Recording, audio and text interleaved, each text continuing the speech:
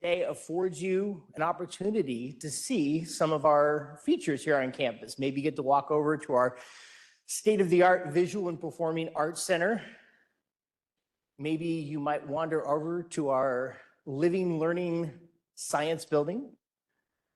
I would hope that maybe even your travels take you over to our Energy Manufacturing Building, where we've got, I don't know if you know it or not, but we've got oil rig simulators there, which I'm dying to play on. Maybe even I can challenge the Chancellor to some PvP on roughnecking. However, if you're just here to do the great work of building our curriculum, I hope that you enjoy the covered parking. Not all heroes wear capes, but everyone in this room, we consider you to be, and the collective work that you do, truly heroic. Curriculum Day is where it all starts. Every level of this organization fundamentally hinges on the X and O's that you put in your playbooks. While some of you today may be undergoing profound curriculum changes and some of you may have a light load, we respect and depend on the work that you do. So it all begins in earnest, and it all begins here, it all begins now. As the key players, you set the stage for this coming semester. As your host today, I hope that this campus allows you the facilities and the space to be innovative, to collaborate, and in comfort, do it in style. Now let me introduce you to somebody who needs no introduction. Over the past year, under his leadership, we have learned how to get back to basics, to take extreme ownership in our leadership, to exhibit gratitude and gratefulness, to do the right thing and to do a thing. Still more importantly, he has challenged every level of this institution to refocus on meeting the needs, the holistic and academic needs of our students. I introduce to you Chancellor Mario Castillo.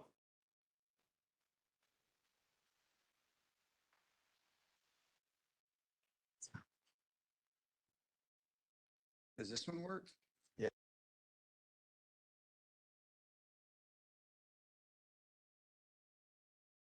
There we go, little green button.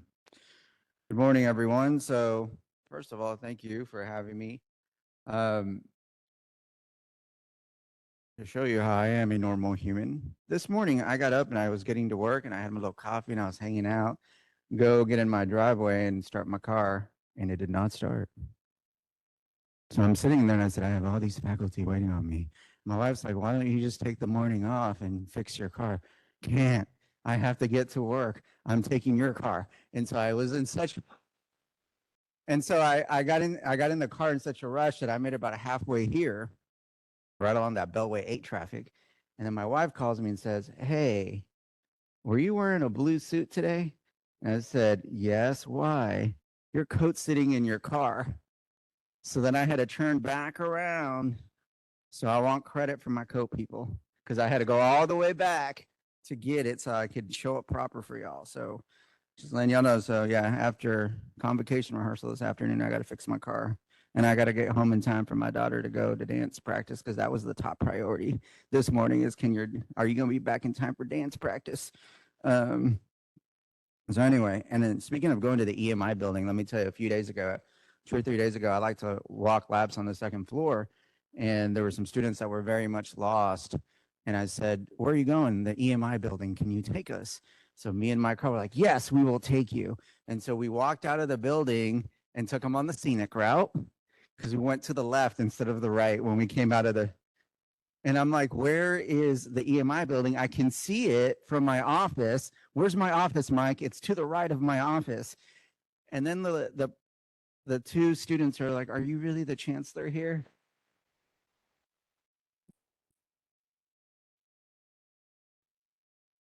So I tell you, when you walk around in 100-degree weather looking for a building, you learn some very valuable lessons. So we're getting some signs put up. So, all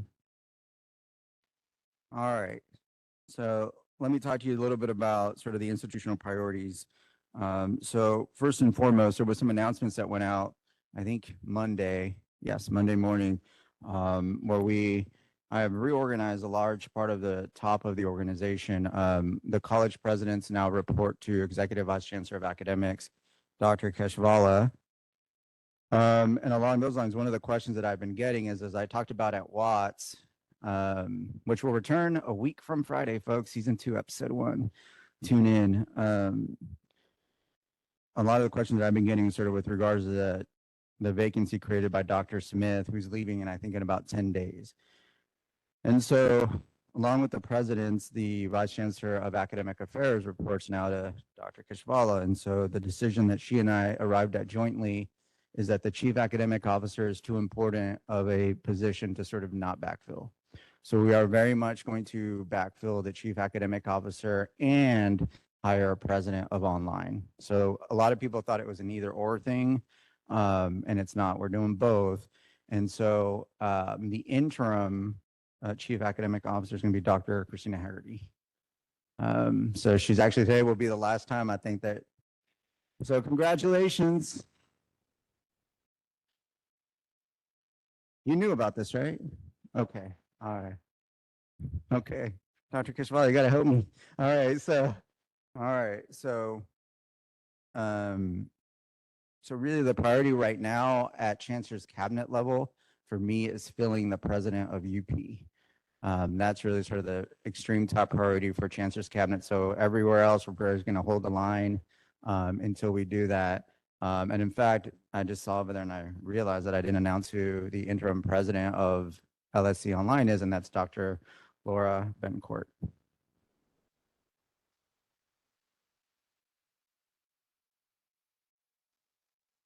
And so the institutional priorities, I'm going to do this really wild thing where we're not going to spend money we don't have. So one of the things that we've learned is that through HB 8, that seemingly changes every day.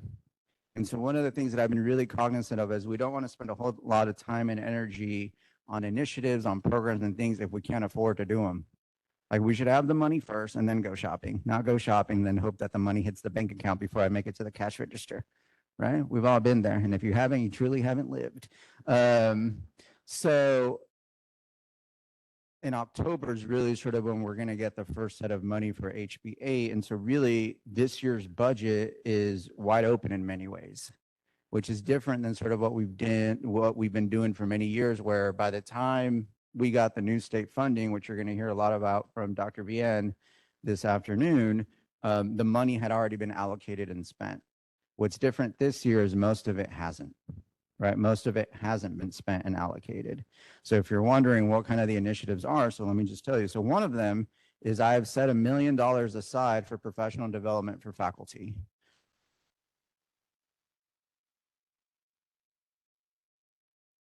And so that's all faculty, full-time and adjunct faculty members, because all faculty members and workforce instructors, if you teach a class here, you are eligible for that $1 million. And that $1 million is on top of what all the college presidents were already doing. So there should be no change to so it's an and thing, not an or in lieu of. And so how are we going to do that, right? Again, a really novel concept. I'm going to give the $1 million to the faculty through the college presidents. And I asked the college presidents to work on a plan all summer long. And I think yesterday I approved what I'm calling the framework for planning, which must include as a requirement for me dispersing the money, faculty involvement in the process of deciding how those funds are going to be allocated.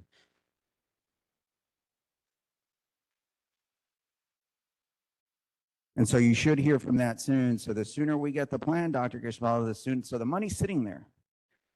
Right, so I'm telling you, the money's sitting there. So we got to figure out how to equitably distribute it and off to the races we go. And my only requirement is that it actually serves students in some meaningful way. That's it. That's the only requirement from the Chancellor's office.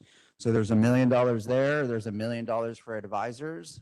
And so we're going to sit down with the advisor. We're going to say, how do you think we should spend the million? It's a really novel thing, right? When you're trying to invest in a particular group of people, we're going to ask the people how that investment should be spent.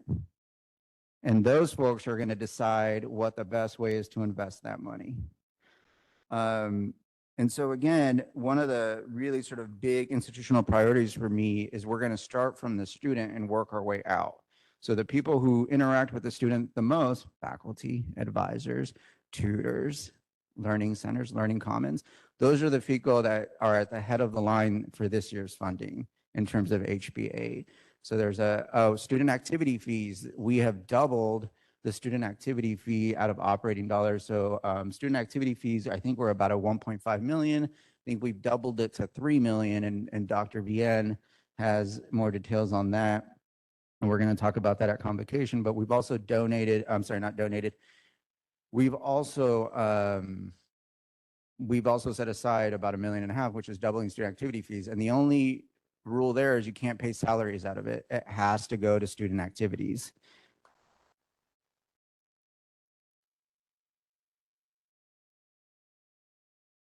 And so as we, another thing that we're looking at, for example, with tutors, we pay part-time tutors $9 an hour. Unacceptable. Unacceptable. We have to pay more than at least Buc-ee's, right? And so we've set aside money for that. So the people that make the least, those are the people that are at the front of the line. So if you're making 80, 90, 100K and you're wondering, where's he at with me? I'm taking care of the people that make $9 an hour, the people that make $15 an hour, right? During Hurricane Beryl, some of you saw that on social media. I posted that we also are holding our contractors and our vendors liable now for paying their employees. So if we pay our employees, we expect you to pay yours, especially if we're paying you to pay them. So there was very much, I'm not just Hollywood on social media posting things, there very much was a reckoning check with every single vendor and contractor to make sure that they're paying their folks. And who are these folks, right? They're the people that feed our students, for example, in canteen, at the food services, right? We have food again. I mean, let's talk about that, right? Like, we've got food again, folks. Right? So that sort of gives you an idea of kind of where we are for the year. Really, all of the money that we're getting from HBA is going to go right back into the institution, but it's going to go back into the institution in a very targeted way. Again, the closer you are to students, the more likely you are to see those effects as quickly as possible, right? And so how can curriculum teams help towards the institutional priorities? So one of the big parts of this, for example, last year, and I think Dr. Dempsey said this, right? We got to do the thing. And so if you want to sort of preview what we're going to talk about tomorrow in convocation, here's the thing. We're going to do the thing, and we're going to do the thing within a year. Think about how revolutionary that's going to be. We're not going to have these initiatives that take 3 to 4 years to sort of percolate through the bureaucracy. So all of you that are sitting in this room, if you're veterans from curriculum teams, you know what I'm talking about. So course caps, for example, market stipends. How long do these odysseys have to go on before we finally do something? Let's do something or not do it, but let's make a decision about sort of how we're going to handle I'm trying to get the order of them in. Faculty market stipends, there we go, right? Because, and here's what I'm going to tell you. Here's a question that I have for you for a curriculum team. There are 88 disciplines at this institution. On the little sheet that I got that was like, these are the people that we believe should get market stipends, Chancellor. There's like 23 disciplines. And I said, like I've said from the very beginning, back to July 18th of 2023, when I was interviewing to be Chancellor, when we confer a benefit, the important part is not where we spend a lot of time talking about how great we are because of the people that we conferred it on. We need to acknowledge the culture that we have. And there's very much a culture of, that's great for those 23 disciplines. What about the rest of us? Right? And until you can answer my question, no market stipends will come out. I'm just telling you. Until I can explain clearly to the other, I'm doing math here, folks, 88 minus 23 is 55, 65. I continuously work on my math. Where are my math faculty at? Please take mercy on me. I'm trying. Being bad at math is never an excuse to announce it to the world, and math should be a continual learning process. All right. So until I can explain to the other 65 of you how these 23 got it, then it's not equitable and it's not transparent, right? And we're not always going to agree, but we at least have to agree as to the rules of engagement. How do I get on this list? What is it about the list? And so when we talk about the things that you work on, the really sort of the major mission that I have for curriculum teams is that whatever you dream up today, let it be something that we can finish by May. That's going to be a revolutionary thing, right? Whatever you dream up today, let's finish it by May. Let's do the thing within the school year. Let's stop doing these things that straddle multiple school years, because now I can tell you that when I go ask questions about something that started 3 years ago, people are like, I don't even know why we're doing this, because all the people that were the original people are gone, moved on, right? The deans that became the VPs that became presidents, the presidents that moved on, like they're not worried about this, right? And so really novel concept. Whatever you dream up today, let it be something that we accomplish by May. Right? So that would be a huge accomplishment for us if, as an instructional team, the things that we dream up in August curriculum team day, we actually do by May. And then next year, maybe we try to do it in 9 months. And then the year after that, maybe in 6 months, until we start pivoting, because that's really sort of the strategic play of the institution. We have to learn how to pivot quicker. And let me just tell you, work from home was a really sort of great example of this. Everyone thinks that there's like a hyperdrive. For those of you that are Star Wars and or Spaceballs fans, there's no hyperdrive that I can hit when I really want to make something happen and make it happen overnight.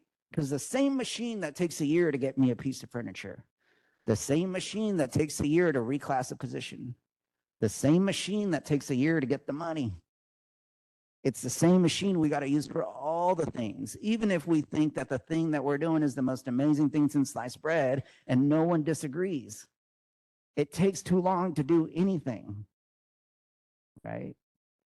And so I read a quote yesterday that was great, and I don't really remember it, so I'm going to butcher it, but here goes. It's something along the lines of, there's nothing worse than doing something efficiently that shouldn't be done at all.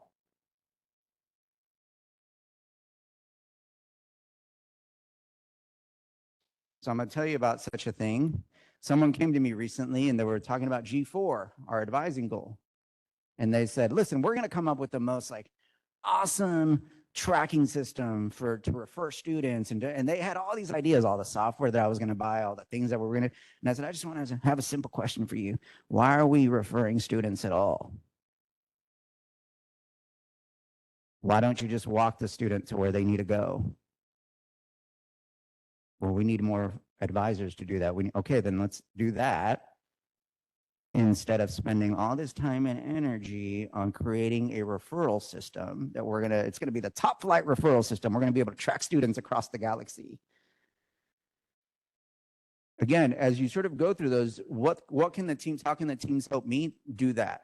Tell me about the massive inefficiencies that exist in this institution and how we can get rid of them. So that we can better serve students, because my mission is the same as yours. I want to educate students so that they can move on and lead transformative lives. That's it. We share that goal, and everything in between us that gets in the way of that is noise that we can reduce. But I need to know what those barriers are, so I need to hear from you. So last year was all about me. It was get me this, get me that, right? If you watch Watts, you'll see it. It was basically like, here's how you can make all my dreams come true. And I try to make as many of your dreams possible, right? From your pay to class densities, to course caps, to faculty development, to getting more advisors, to paying adjuncts. Oh, by the way, we're going to pay adjuncts for the mandatory training this year. So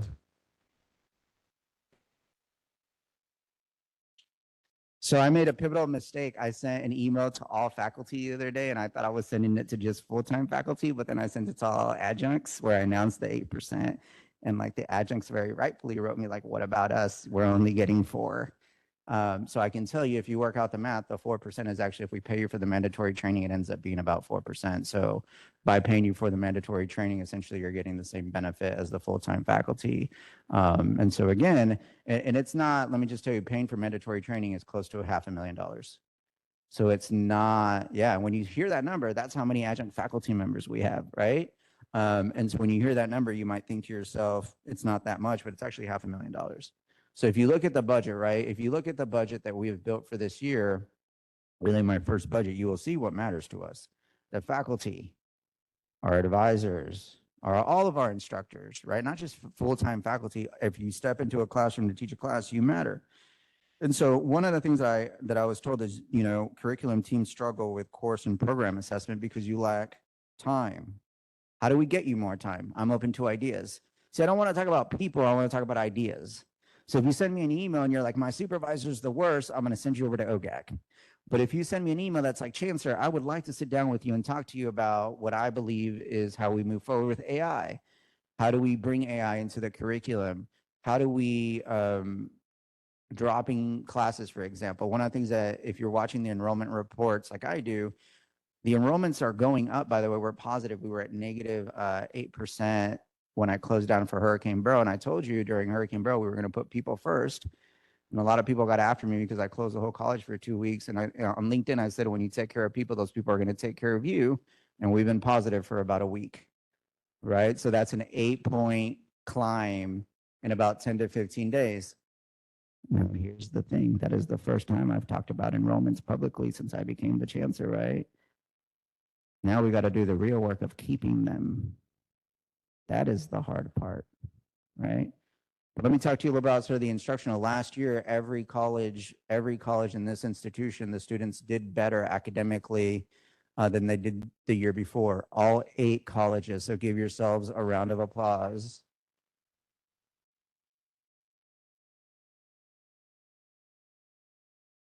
And so again, like when we look at that data, that stuff doesn't just happen, right? Y'all make it happen. And so again, if you have ideas, you are welcome to email me directly. You don't have to follow chain of command and all that. Give me ideas about how we eliminate barriers to letting you do your job, and I will see to it that we do those things. You have my commitment on that. And I totally encourage y'all to collaborate with your peers, but the collaboration must be disciplined, right? We can't just unilaterally be making decisions on one end and then have collaboration for 5 years on this end. We've got to meet somewhere in the middle where we want to collaborate. I believe in shared governance, and I believe in those ideals, but it has to be in a disciplined manner. And the last thing that I want to tell you, because I was asked, how the administration will provide support to curriculum teams as you guys work through your institutional priorities. That's it right there. The number one priority at this institution for students is under G2 retention. We have to hold on to the students, because here's the crazy part. When I took over as chancellor, we lost 52% of our students fall to fall. So even if the people in student services are just killing it and recruiting everybody, if we lose them a year later, then what was the point of recruiting them, right? And I don't really, to be quite candid with you, I don't really care about enrollments in that way. I don't want to lose enrollments, but I'm not obsessed with growing them. But when we lose students, what it tells me is someone came to Lone Star with a hope and a dream of doing something, and we failed them, or they failed themselves, or both. And that's how I look at it. The cost to that person's life of us not sort of making it happen for them. The last thing that I will tell you is about academic freedom. You know, a lot of you probably were like, why did they make a lawyer the chancellor? Let me tell you why, if you haven't seen it yet. I know the laws, so that when people call me and they're like, you need to tell this faculty member that I'm like, they enjoy something called the First Amendment and academic freedom. What do you know? I'm actually a lawyer. I have written about the First Amendment. I worked in a federal courthouse and wrote opinions on the First Amendment. So trust me when I don't come into your class and try to do chemistry, right? Or math at all, right? Like I gotta build myself up to go into that CSI building here at UP because it's all the STEM and it's math everywhere, right? It's a beautiful building, very scary place intellectually for me. And so my point is this: over the last year, I have gotten a lot of phone calls about a lot of the things that y'all are teaching. And this is where you're learning about it. because my job is to provide a shield for all of you to do the things that you need to do and have those angry conversations with politicians, with lawmakers, et cetera, et cetera. I'm having those conversations. When I get 500 emails, for example, about a particular faculty member that said something at a college and everyone's calling for me to fire that person has a First Amendment right to say the things that she said. You may not like them. Hell, I might think they're boneheaded, but she has a First Amendment right to say those things. And so what I did is I just created a rule in Outlook where every angry email about that person just went into an Outlook inbox. And so when people were dossing me, I didn't even notice. Right? And I'm telling you the story so that you understand that a lot of times the absence of a thing makes us take it for granted that someone is doing the work. Right? From having a clean facility here, people clean it, to having a safe environment to come to work, the police department keeps it safe. To getting your paychecks, as I've mentioned in emails, right? A lot of us take for granted that you check your bank account, your money's there. There's a lot of work that goes into all those things.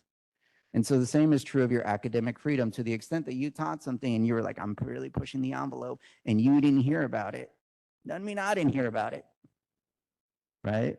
But I can tell you that I am a stalwart defender of academic freedom. And I can tell you that I'm uniquely qualified to have First Amendment arguments with people in all walks of life. And so my encouragement to you as you build the curriculum is that you let me worry about the law and you worry about equipping our students for the future.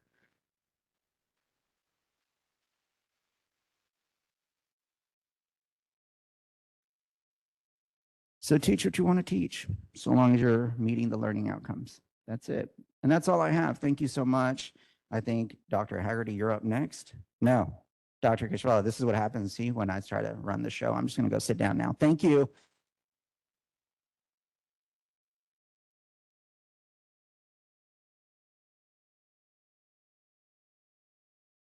Good morning, colleagues. Thank you, Chancellor. I'm Seelpa Keshvala. I serve as Executive Vice Chancellor, and I hope all of you had an opportunity to at least take a moment to yourselves to rest and relax this summer as we kick off the 24-25 academic year. As you heard and probably know, the Academic Affairs and Workforce Success Division falls under my functional area of responsibility, and I'm super excited to be here with you today to kick off Curriculum Day. I want to start first and foremost by thanking Dr. Dwight Smith, Vice Chancellor of Academic Affairs. As the Chancellor mentioned, he's retiring. He's not here today, of course, because he's off to retire in a minute. But I wanted to take just a moment to publicly acknowledge Dr. Smith's excellent leadership over the past 6 years. I respect him as my colleague because of his commitment to academic excellence and for his advocacy of our students. And I've just seen that countless times over and over in my 6 years in working with Dr. Smith. And after serving a 44-year career in education, we wish him well in his retirement.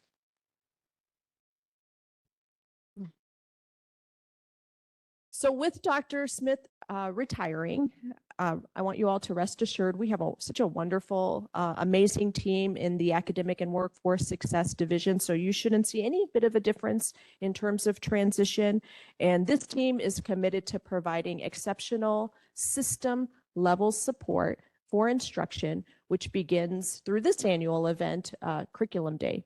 And I know you all know this, but part of the objective of Curriculum Day is to ensure that Lone Star College is adhering to program compliance and program coordination standards that have been set forth by the Texas Education Code and by SAC-COC regulations.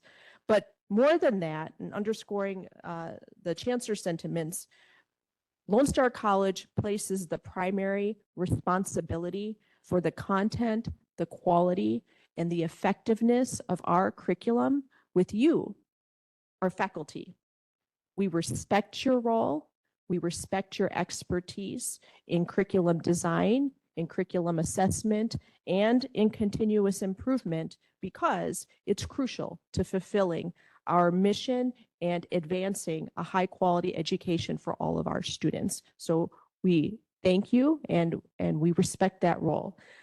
I'd also just like to take a minute to mention that the SAC's 5th year interim report is coming due in 2027. And so to that end, our team will begin the conversations around what those program compliance items will be and how the timeline will be rolled out for that. Those conversations will start in spring of 2025, and our team will send out notifications for invites for you to come to various events to be part of that conversation to help inform that process. And we really hope you'll participate in that. So stay tuned. More to come on that front. So I'm going to be relatively brief.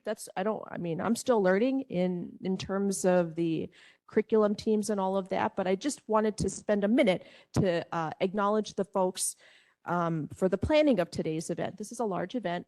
Christina reminded me that we have people in another room even, because this room is already at capacity. So we have people in like a viewing room that are watching this. And so we thank all of the people that took the time to prepare such an event.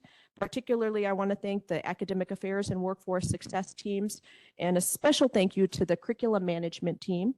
I also want to thank Lone Star College University Park and Dr. Dempsey and his team for hosting Curriculum Day this year. And of course, our friends from OTS, who are always there to lend their support of us in all of our events. And so as we kick off the 24-25 academic year, I just want to end with expressing my heartfelt thank you to each of you as faculty and as instructional experts and all that you do in the classroom, and to your commitment to academic excellence, because it makes all the difference in the lives of our students. I look forward to seeing you around at all of our campuses this academic year, and I wish you a wonderful semester. I'm going to turn it over to Christina Hagerty, our new Interim Chief Academic Officer.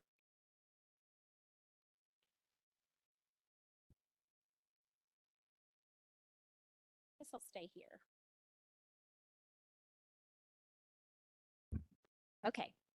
Can everybody hear me okay? All right. All right. Welcome again. So I'm so excited in my new role.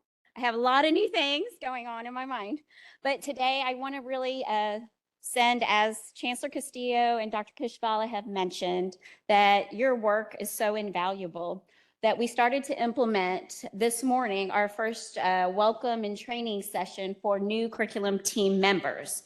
At heart, as a prior faculty member, I remember the first day I came to curriculum team, and again, being new to academic anything, because I was not teacher by trade. I realized I had a lot to learn and a lot to understand. So we implemented a welcome to new curriculum team members. So as part of this transition, if you are wearing a ribbon and a pin, could you please stand? Okay. Thank you. So these are new curriculum team members. So we ask that you give them grace, show them around, allow for that flexibility as they learn to adapt to the world of academics and the processes that we have implemented throughout the years. So to begin, again, thank you for serving. Some of you are your only discipline rep, or some of you have graciously just volunteered, and we thank you for that. As Chancellor Castillo and Dr. Keshvala mentioned, your work's important.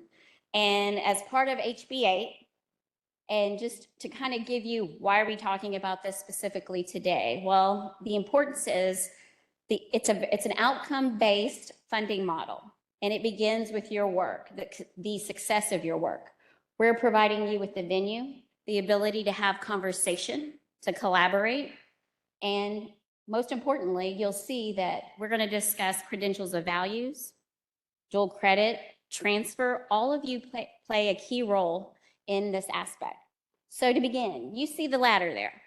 Some of you have within your curriculum embedded OSAs, occupational skills, ICLCs, which are institutional credentials leading to licensures and certifications, whether you have a continuing education program or whether you have prior learning assessment embedded. These are things to consider as we progress. And again, we're looking for academic mobility. We want our students to have that flexibility, whether they choose just to come to start with us. And again, we know we want them to go far and complete, but we got to ask ourselves, what particular pieces do we play? Some of you have certificates, whether it's a C1, C2, advanced skills certificates, advanced certificates. We know most of you are part of an associate degree, whether you're a core course, gen ed. And then again, we have the pleasure of 4 baccalaureate programs. So today's work, traditionally, we always have looked for academic progression and upward motion. My ask of you today is to really consider and review your curriculum plan. Take a look. What do you see? Well, your work does matter. And here's how. Basically, sequence of courses. Take a look at them. Do they make sense? You're the content experts. We rely on you, your voice. If you are new to the team, speak up. You may have some relevancy that as you have come in and transitioned, that you could spotlight to the team. We can't be the current institution. We have to be looking to stay relevant and to stay current. And actually, that is one of our responsibilities as an institution, is to stay current. And Texas, as Texas Higher Education Code allows us, or really tells us, is to emphasize the need for review. So you have 2 opportunities, fall and spring. Look at the alignment of your awards. OSA and ICLC moving into a certificate, moving downward, upward. We also want to look at assessing student learning outcomes, and I know program learning outcomes. I know this is a difficult task because we all have different understandings of how to meet the course outcomes. Today's grouping and meetings are for you to discuss how we can do that together. We don't want students coming from Montgomery or Sci-Fair and saying, my class was completely different. I mean, we have the autonomy, as we know, academic freedom, but at the end, as Chancellor emphasized, we do have a set learning outcomes that are required. Whether your course is from the ACGM, the Academic Course Manual, or the Workforce Education Course Manual, those are all our guiding principles of learning outcomes. So please take a look at those. So here's the how we do. Now, what is the impact? As we've discussed, part of this model is outcome-based. We don't want to talk about just enrollment. As the Chancellor has mentioned, we want to talk about how do we retain our students? How do we get to the point of them persisting? Persistence starts within the classroom from the first day to ODR, to mid-roster, to getting to their first exam.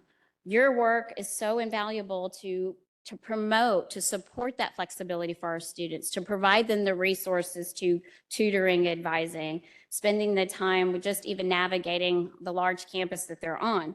So looking at reskilling, upskilling, seeing what relevant even for transfer, our top institutions that we have locally, SAM, U of H, A&M, we want to be able to say, will our students leave us with those particular outcomes that they should have, that we promised? They have entrusted in us to move them through the academic plan. Student persistence. I'm asking today, as we saw on the previous slide, moving upward, we want students to have that academic mobility. A student may come with a bachelor's degree. They may want to come back for a certification, but do we have that certification? So take a look. We want to see if a student can go from one certificate to the associate, but they may be wanting 2 associates. I was a product of a community college, and I attempted 2 associate degrees, one in radiologic technology and one in diagnostic medical sonography. And I realized both of those degrees made a difference for me in the workplace. And at the end, you'll see student completion. That's the economic mobility. We want our students to leave us with the ability to be employed, to have a certain level of skills to work their way through. Who in here went to college and had to work their way through? Yeah. Everybody's hands. Yes. So we want to continue that legacy for our students. I couldn't afford to go to college and just, for the full 4 years. I had to work. And so each of those associate degree allowed me, I put myself through the next degree, through the next degree. And I wouldn't be here today without that ability. So I ask that you just consider that as you review your curriculum, that course sequence. If there's one more course that we need to add to our course inventory to allow for an additional certificate or an award, go for it. I'm here to support you with that. My team is here to help you get that done. So, some updates from academic affairs. There's been a lot of initiatives in my last year that I've seen, and I promise I have heard through surveys, through my own personal survey as the senior AVC, and thank y'all for some feedback. There is so many initiatives that I tried to hone in and move forward the needle that have direct student impact. So to begin, I asked this year that you consider phasing in CE participation, continuing education curriculum team members. Ask them to join the credit side. I know that's been a little bit of a, butting head certificate. We ask if it's possible, and if you have a pathway, invite them to your table, because at the end of the day, a course is a course. Economic mobility for our students is important for all of us. Next, full year schedule phase. Thank you. Who in here has participated in the full year task force? Guys, raise your hand. There's a lot. Jamie, everybody. I know. We have successfully completed the first phase, which was simply getting over the big hump of building a full year schedule. Thank you to all the department chairs in the room, all the faculty who had to put together a schedule. It was difficult, but I promise our students are going to benefit, and we've already heard back. A lot of them are truly are thanking us. So what big benefits? Students have that personal ability to set their life, their financial being, how are they going to get to work, babysitting, everything. They're able to set a full year schedule. So we're moving into phase 2 this year, which means they can view a full year schedule that will launch in the spring, as well as hopefully, fingers crossed, and begin to register and a full year and start planning their start financially planning how they can pay. What is it going to look like? So the more stable opportunities we can provide for them, the better stable opportunities they have at home to take care of their family. Simple syllabus. I'm so excited. Yes, many of you have asked the status of simple syllabus. We have secured them as a vendor after the process, following all requirements of procurement. Next stage, I am working with faculty senate presidents to begin the development. So as you know, we have to work through communication, development, integration through OTS, and thank you to all my enterprise and my Office of Technology folks. They've done a great job. Training and a soft rollout. This is something that impacts every particular faculty, every classroom. It's going to be a great product, but it's going to take a lot of work. So some ask, how fast can I get this going? Well, it takes, again, an army to move us together. And that means working with your faculty senate. So I mentioned to them in my last meeting, guys, it's going to take as long as you give me and as long as you come together with the topics of the actual template. So what that means is we have to actually build Lone Star College's preset. Every campus, again, this is not taking away any academic freedom, any autonomy to your current syllabi. What this does is allow us the automation of electronic. The look and feel for navigation for students is so important.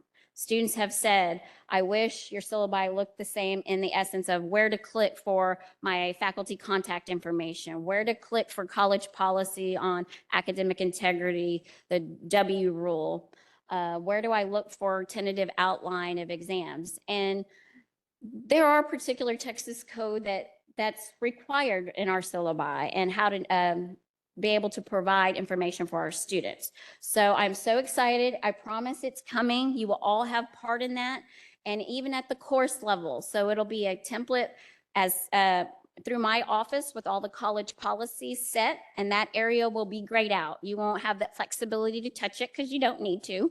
And then after that, each campus will have the liberty, if a campus president or campus VPI want a particular statement, they're able to put that in. Then as a department, like English, if you want to put in specific messaging for all of English or certain sections of English, it'll be automated. You can build, and it's going to make your life so much easier. So as courses are built, it'll start to populate fundamentals of a syllabi. So look for information to come and please participate. Revised PLO assessment cycle. Our strategic planning and assessment division, Dr. Chris T. Cash and Sherelle Lassiter will be having a session. There's a session this afternoon, but more to come on some training and understanding of assessment. And as we mentioned, it could be extremely difficult to follow. You're asking, how many PLOs do I have? How many SLOs do I have?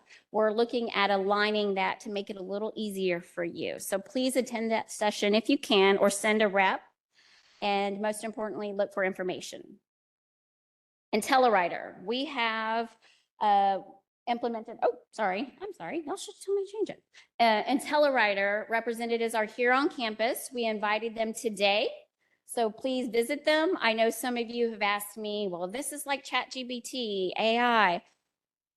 Go to them, ask them questions, give them their feedback, let them know. They're here to answer anything you need.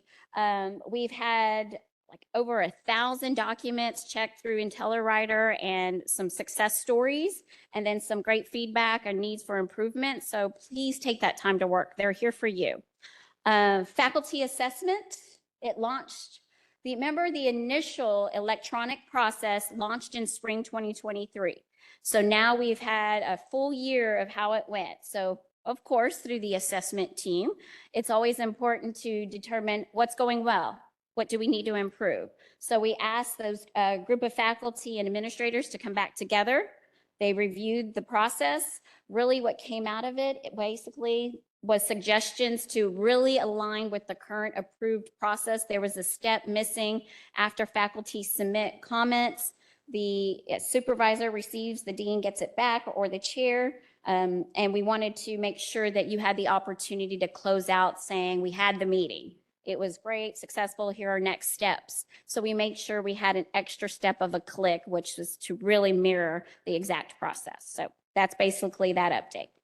Artificial intelligence tool. Okay, so Turnitin was awarded the new contract. So I know many of you were on a task force. We did a request for information, and it was determined that Turnitin has that module that we would continue to use. So today, to give you an update, there is some contract negotiation pausing that I have to work through. So please give me your patience. It's not something that it's just sitting in my office waiting to implement. It's there. It's just we have to work out some kinks. I understand a lot of you are, high stakes around the AI tool detection. Just give us a minute. We'll get there. Hopefully this fall, mid-fall. Great news. This is the stuff that's taken a lot of my time this year. The academic affairs tile. I really want to send my thank you to Gary Dozier and Enterprise. Many of you, Dr. Smith started some of this work before his retirement, and I took over.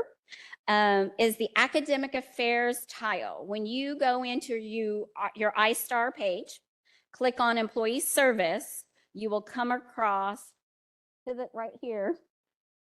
Please scroll down. I was like, Gary, it's not live yet. It's not live. He's like, Christina, scroll down. Okay. So if you scroll down, you'll see academic affairs as an option. I'm trying to provide to you the best support and a one-stop shop. So within this tile, depending on your access and position, if you're a department chair, a dean, as a faculty, we were able, working with Gary's office, to program by ID, position ID, and your securities, because obviously this could be sensitive information as faculty assessment. Not everybody gets access. So we have cleaned up a lot of that access, and so you're coded. So give that some flexibility and grace. Some of you are an interim or something. Hopefully your PID is coded right. We have moved. You will find within this tile, so all the tiles that you see down here, my tiles will look different because I have different access level. A dean, a VPI, as well as a faculty will have different tiles.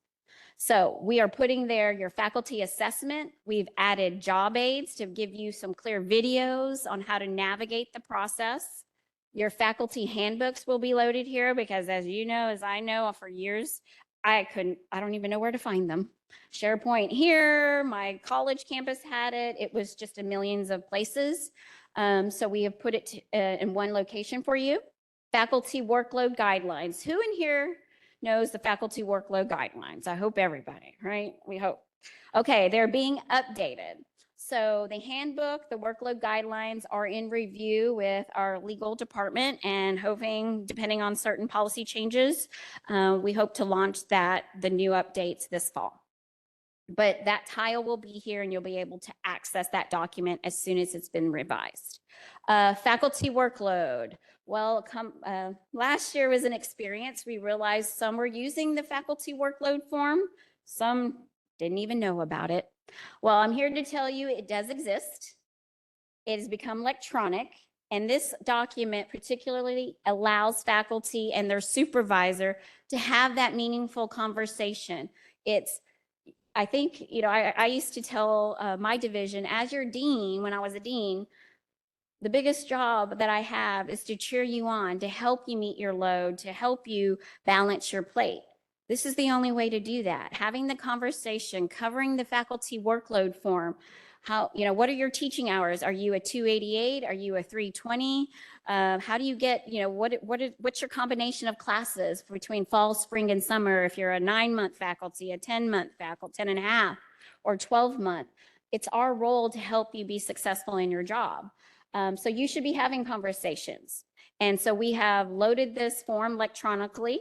You'll be able to cover, that conversation of professional development and institutional service. And if there is policy change, then you'll see that look a little different. But for now, we go with current policy and procedures. So be looking for this form. And then lastly, the faculty initial hire worksheet. Who in here are chairs? You know this process very well, right? So we have done some fantastic work on making it automated. So you'll see this, it's going to be so much easier. It's going to populate and it's going to move forward. A lot of work. Again, all of this is going live this year, and it's particularly this semester. So we will send out more information to come on more training and job aids, but I just wanted to give you the updates for that. Any questions? I know I just gave you a whole lot of information. But I just want you to know I am so proud of the work that happened this last year. I heard, I've listened, and I will continue to make improvements. And like Chancellor said, I got to know. You got to voice your concern or voice your feedback in order for us to help enhance our processes. So, any questions? Well, as I leave you to do your work today, I want to thank everybody and genuinely say I do appreciate all that you do. You are the content expert. I stay in my lane, stay in yours, and we will come together. It's all about collaboration, and I expect, if anything, a protection of our integrity of our curriculum courses. So, congratulations for completing today.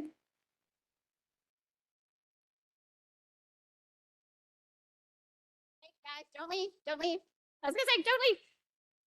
Amy Ramirez is up next. She's got to give you logistics.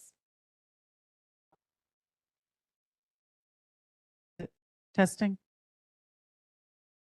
Okay, just a few reminders about what's happening today. You should have received an email where you have your room assignments. And if you need any information about that, we have people outside with additional sheets so you know where to go. You were going to do this slide too. Yeah, you good? Sure. Keep going. As I think we've had other folks mention, we have some fantastic folks from our IT and OTS teams helping to show the way today, get you into your classrooms where your meetings are. You'll see them in their OTS shirts like you've seen in recent curriculum team days. Look for your favorite OTS person. If you don't see your favorite one in your floor, meet a new one from another campus. Yep. And we have virtual support available as well from folks in both Amy's and my team and other support groups here from System Office, and we are here to help you. There is a QR code that is posted in each of the rooms that you're meeting in, and you can access that virtual support in that way. And you can also reach us through WebEx. I'm really excited about the sessions we have this afternoon, starting with the Lunch and Learn. So I will be asking for your feedback. This is something new in our program for Curriculum Team Day. Would like to hear from you on that. So please join. We weren't sure how many or what the interest is going to be because there are a lot of things that you need to accomplish today. So these sessions are optional.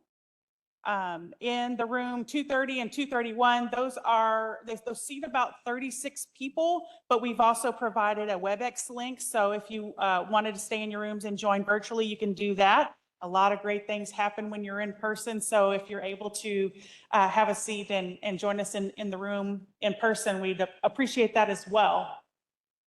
So it starts with the Lunch and Learn, and then there are two concurrent sessions that happen after that. And I'm told if I get nothing else right, I've got to make sure that there's lunch. So lunch should be available in the rotunda, same area as where you got breakfast.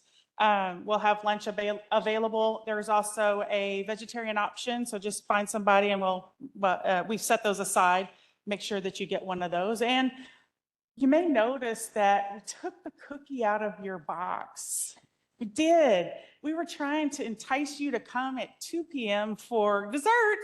So stay. It's sandwiched right in between those professional development sessions.